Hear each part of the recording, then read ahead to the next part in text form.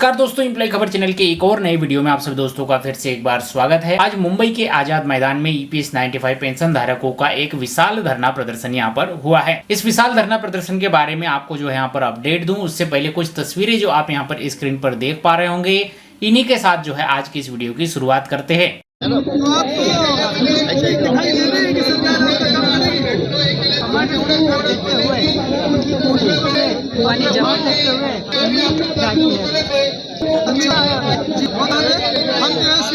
आपकी जो आवाज है सरकार तक पहुँचे, माननीय कमान के साथ जारी है, उसे सफलता प्राप्त हो, ऐसी भावनाएं व्यक्त करते हुए सरकार से निवेदन करते हैं, माननीय प्रधानमंत्री जी से निवेदन करते हैं, हम इन सब भाइयों की ओर से, कमान के साथ की ओर से तुरंत जैसे ध्यान दिया जाए और मिनिमम पेंशन हमारे 60,000 प्लस दिए और तुरंत बढ़ाया जाए, साथ में मेडिकल सुविधा प्रदान की जाए।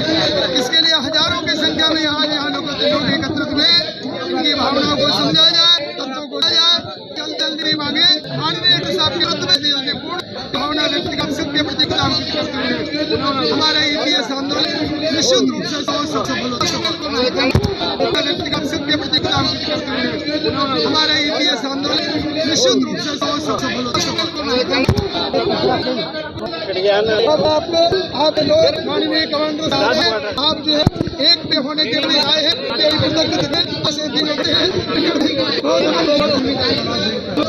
हमारा ये 95 बात तुम सफल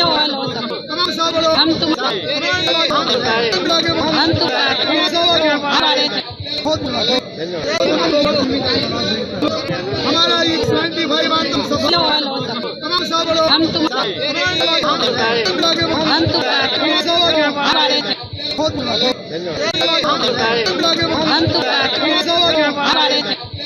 कुल मिलाकर इन तस्वीरों को देखकर अच्छे लोगों की यहाँ पर जो है आंखें नम हो जाएगी। ईपीएस 95 पेंशन धारकों की इस तरह की गति यहाँ पर जो है हो रही है, इस तरह की दुर्दशा यहाँ पर हो रही है। ऐसे लोग यहाँ पर जो है धरना प्रदर्शन में पहुंचे थे, जिनकी देखभाल करने वाला कोई नहीं है, जिनका सहारा यहाँ पर कोई नहीं है। कोई एक बैसाखी पर चलकर यहाँ पर आंदोलन में पहुंचा था, किसी के पैर नहीं है तो किसी के हाथ नहीं है। ऐसे लोग भी इस आंदोलन में इस आस से, इस उम्मीद से यहाँ पर पहुंचे थे कि इस आंदोलन के थ्रू ईपीएस 95 पेंशन धारकों की मांगों को मंजूर करने में यहाँ पर जो है मदद मिलेगी।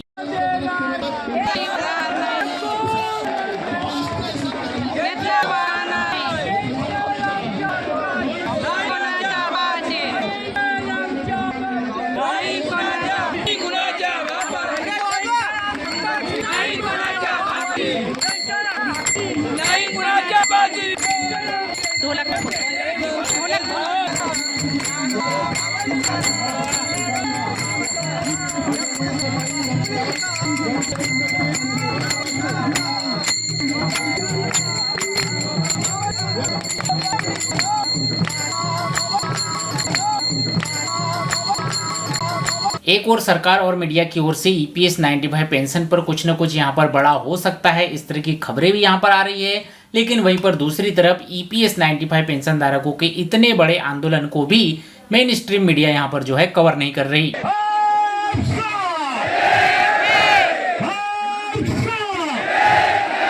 श्रेष्ठ भारत, आपला भारत देश जगातला सर्वात ज्येष्ठ आणि श्रेष्ठ देश, त्या ज्येष्ठ आणि देशाचे आपण ज्येष्ठ आणि श्रेष्ठ नागरिक याचा अभिमान यांनी आपली स्थिती करून ठेवलेली आहे, पण आपण सारी श्रेष्ठ नागरिक आहे, म्हणून ज्येष्ठ भारत श्रेष्ठ भारत, जय भारत।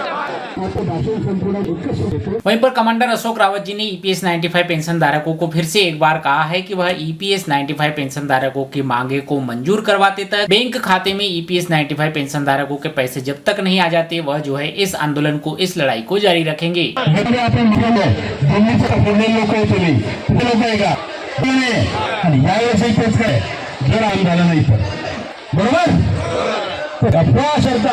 कोणतरी फसवली, तुम्हाला कॅन्सल झालं, दुसऱ्या गावी डेटच चेंज सांगितली, तारखेला म्हणाले, तिसरी आम्ही तुमचं काम झालं पण आता जायचं काम नाही, ती संख्या त्या अफवा असतात। एक अफवा आहे की राऊत साहेबांना काहीतरी नेता, अरे बाबा मला कशाला व्हायचं नेता नाही, पण ते कशाला कर, जर ते नेता व्हायचं नाही तर या भानगडीत गुन्हा पाण्यात कशाला जातात।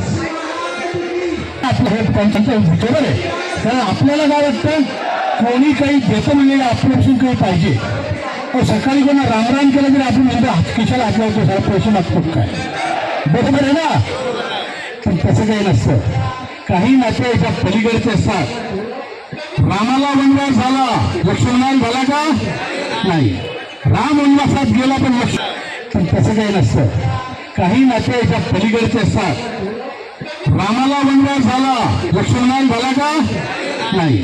राम वनवासात गेला पण लक्ष्मण वनवासात गेला की नाही. बिना शिक्षेचा गेला.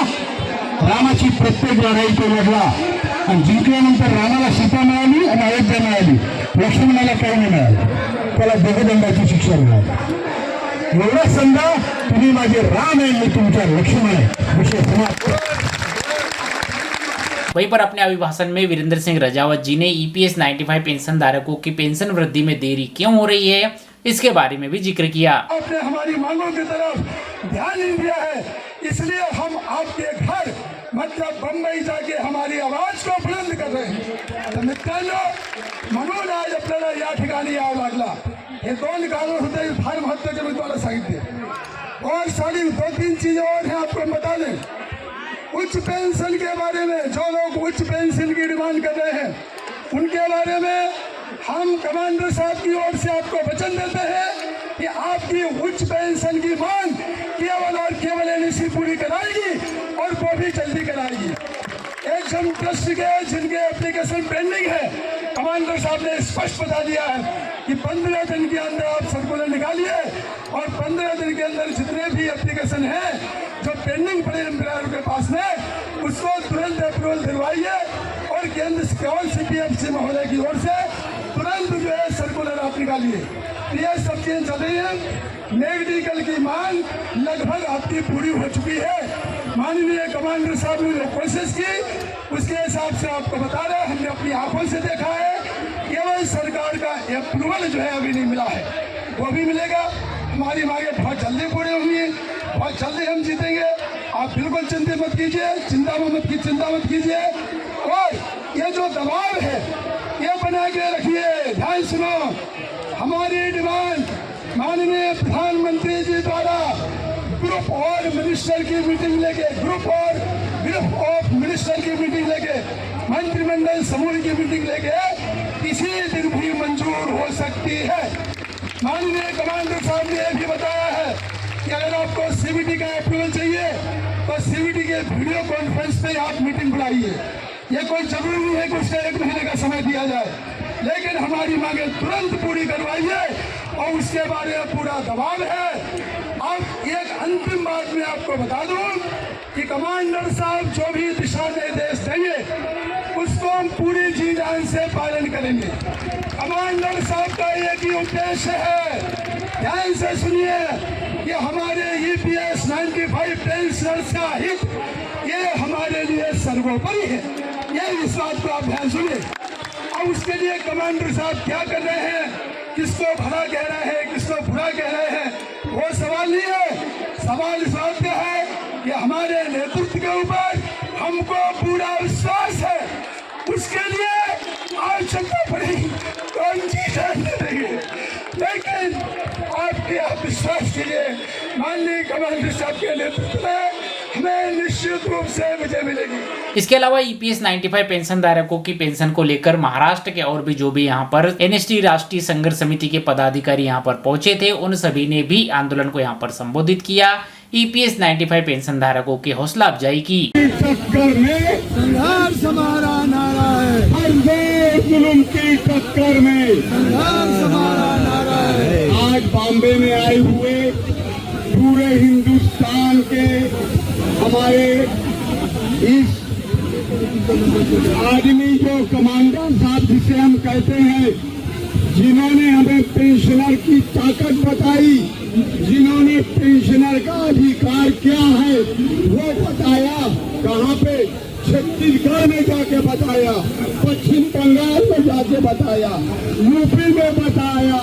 महाराष्ट्र वालों ने पूरे हिंदुस्तान को को जगा दिया। साथ ही हजारों की संख्या में ईपीएस 95 पेंशन धारक यहाँ पर दिखे, लेकिन कोई बड़ा चेहरा या कोई ऐसा हाथ यहाँ पर जो है ईपीएस 95 पेंशन धारकों की मदद करने नहीं आया, जो यहाँ पर सरकार तक दबाव बना सके या सरकार तक इनके संदेश को यहाँ पर पहुंचा सके और ये कह सके कि हाँ, ईपीएस 95 पेंशन धारकों की मांगे मंजूर होना चाहिए। तो इस आंदोलन के बाद यहाँ पर ईपीएस 95 पेंशन धारकों का कहना है कि यदि सरकार महाराष्ट्र के चुनाव के पहले ईपीएस 95 पेंशन धारकों की मांगे मंजूर नहीं करती है तो इससे बड़े भी विशाल धरने प्रदर्शन यहाँ पर जो है किए जाएंगे और वोट फॉर ईपीएस 95 यानी कि जो ईपीएस 95 पेंशन धारकों का काम करेगा, पेंशन धारकों का यह समूह उन्हीं को यहाँ पर जो है वोट करेगा। इस तरह की रणनीति पर जो है आगे काम करते हुए नजर आएंगे। इस तरह के संदेश भी मंच से प्रसारित होते हुए देखने को मिले। उम्मीद करता हूँ ये लेटेस्ट अपडेट, ये वीडियो, ये जानकारी आपको जो है पसंद आई होगी। आप भी एक ईपीएस 95 पेंशन धारक है तो इस वीडियो को अपने सभी दोस्तों के साथ शेयर जरूर कीजिएगा ताकि उन्हें भी जो है इस आंदोलन के बारे में यहाँ पर जानकारी मिल सके और ईपीएस 95 पेंशन धारकों की वर्तमान स्थिति कितनी खराब यहाँ पर है इसका संदेश सरकार तक कहीं ना कहीं पहुंच सके। मिलते हैं आपसे अगले वीडियो में, तब तक के लिए जय हिंद, वंदे मातरम।